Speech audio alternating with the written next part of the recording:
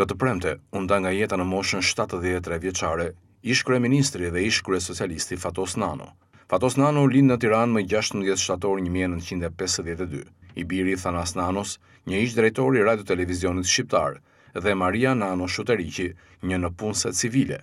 Nano u rrit në lagjen pranë rrugës Hoxha Tasim në Tiranë. Nano mbaroi gjimnazin Sami Frashëri në Tiranë, kreu studimet e larta në Universitetin e Tiranës në Fakultetin e Ekonomisë. Në vitin 1975, kreu specializimin në ekonomi politike.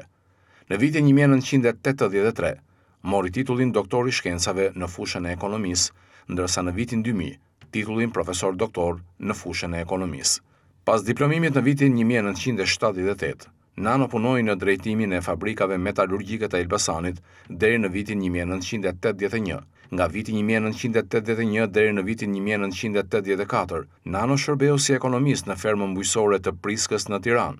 Në vitin 1984, ajo emërua si studiues si problemeve socio-ekonomike dhe reformave ekonomike të tregut të vendeve të bllokut lindor në Institutin e Studimeve Marksiste-Leniniste në Tiranë, ku punoi deri në vitin 1990. Nano e filloi karrierën e tij politike në dhjetor të vitit 90, ku emërua për herë të parë si sekretari i përgjithshëm i Këshillit të Ministrave. Në janar të vitit 1991, ai u ngrit në detyrë në pozicionin e zëvendës kryeministrit në qeverinë e Adil Çarçanit.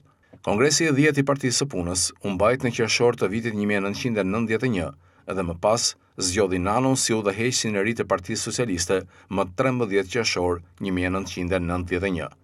Më 1 shtator 2005, Nano dha dorëheqjen si kryetari i Partisë Socialiste. Në fund të shkurtit 1991, Nano emërohet si kryeministër i qeverisë kalimtare me qëllim organizimin e zgjedhjeve të para demokratike postkomuniste në vend.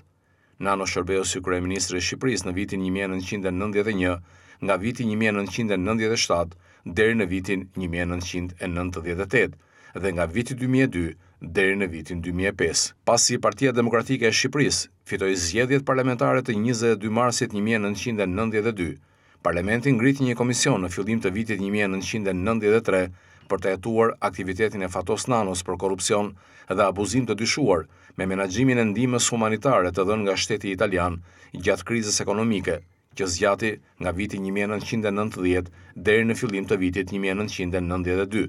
Më 3 prill